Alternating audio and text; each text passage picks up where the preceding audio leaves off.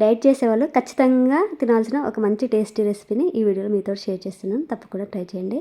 150 గ్రాముల వరకు చికెన్ని ఉడికించుకొని వీడియో క్లిప్లో చూపించిన విధంగా చిన్న ముక్కలుగా కట్ చేసుకొని పక్క పెట్టుకోండి. ఒక బౌల్లోకి 3 ఎగ్స్ని బీట్ చేసుకొని వేసుకొని ఇందులోకి ఉల్లిపాయ ముక్కలు, క్యాప్సికమ్ ముక్కలు, పచ్చిమిర్చి ముక్కలు, కొద్దిగా పసుపు, అలాగే ఒక హాఫ్ టీ స్పూన్ వరకు ధనియా పౌడరు, పావు టీ స్పూన్ వరకు మిరియాల పౌడరు, రుచికి సరిపోయేంత ఉప్పు, కారం, అల్లం వెల్లుల్లి పేస్ట్ వేసుకొని ఒకసారి బాగా బీట్ చేసుకోండి. ఇలా బీట్ చేసుకొని పక్క పెట్టుకోండి. ఒక ప్యాన్ పైన వేడిగా ఉన్నప్పుడు కొద్దిగా ఆయిల్ స్ప్రెడ్ చేసుకోండి. ఒక పావు టీ స్పూన్ కూడా పట్టదు ఆయిల్.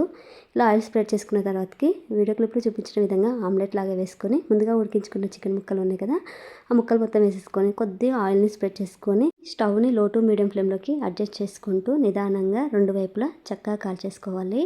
లో ఫ్లేమ్లో పెడితే మనకు చక్కగా ఉడికిపోతుంది ఆమ్లెట్. అంతే అండి, సింపుల్ టేస్టీ చికెన్ ఆమ్లెట్ అయితే రెడీ. ప్రోటీన్కి ప్రోటీన్ ఉంటుంది, హెల్దీ కూడా. సో ఒకసారి ట్రై చేయండి.